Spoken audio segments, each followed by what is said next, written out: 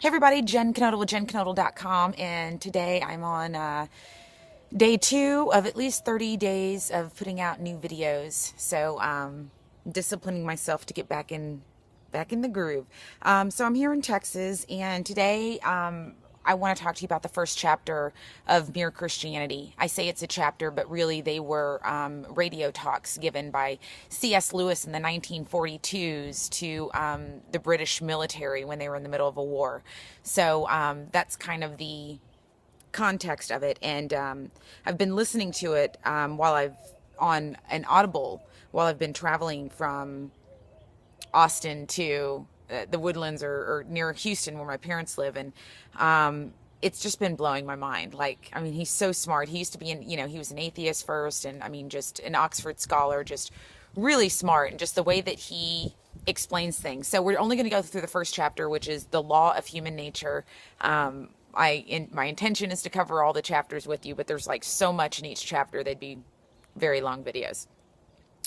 Chapter 1, the law of human nature. So I just want to read you some excerpts and then kind of tell you what I'm thinking. So the first thing that he talks about is that the whole reason that we argue with people is because we're trying to prove what is right. And it's like there's something in us that tells us that kind of we all, granted there's some weirdos out there, but we kind of all agree on like what is right. And even across different cultures, like it's not cool to be selfish, it's not cool to be a jerk or whatever, like, right? And so at some point they called that the law of nature because they thought it was our nature, something inside of us. So now we're talking about when people kind of quarrel.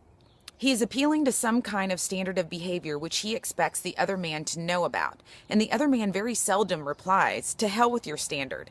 Nearly always he tries to make out that what he has been doing does not really go against the standard, or that if it does, there's some special excuse.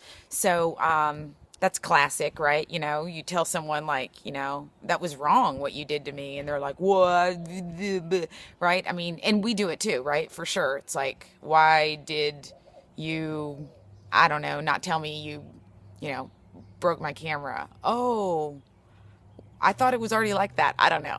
I'm saying that because I'm looking at my broken iPhone screen that I need to take care of. So the second thing is, again, this law was called the law of nature because people thought that everyone knew it by nature and they didn't need to be taught it. So, but then he goes on to say in some of his other books that, his studies of cultures across the world, like in no culture, he says, think of a country where people were admired for running away in battle, or where a man felt proud of double-crossing all the people who had been kindest to him. You might as well try to imagine a country where 2 and 2 made 5.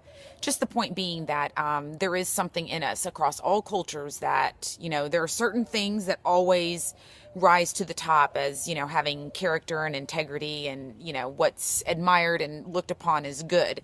So, they've differed in other things, but he says they've always agreed that you ought not to put yourself first. Selfishness has never been admired. And that's interesting. That's really kind of an interesting point, because I feel like a little bit in our society, selfishness is admired. So, I think it is. So anyway, we'll kind of, but I think he's saying, what people say. I guess I'm thinking of kind of some celebrities, and they're all like, oh, it's all me or whatever. And it seems like we are like, wow, we admire, but maybe it's like if you were having dinner with that person and like they ate all the food and didn't give you any. That's not a very good example, but I think you know what I'm saying. It's like we all agree that selfishness is not necessarily the way to be, but maybe sometimes it is glorified. So we'll see.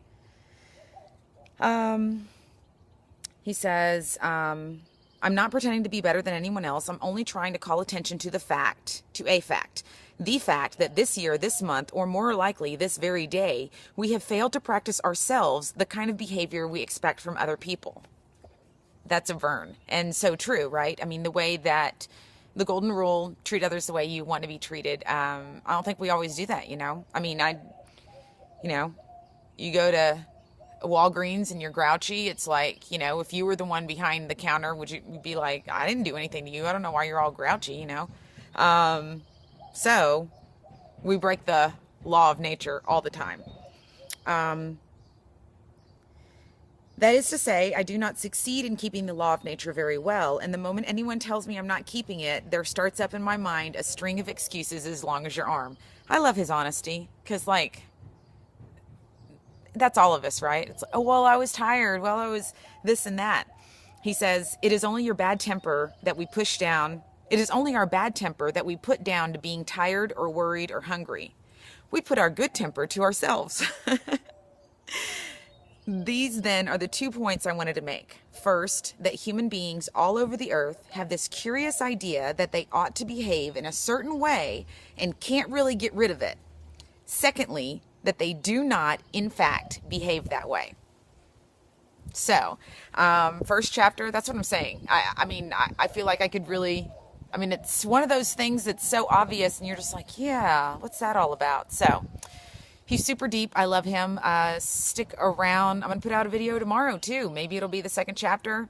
Maybe it'll be a piece of my road trip with my little bro Jay. It's not so little anymore. All right, that's it. Have a great day.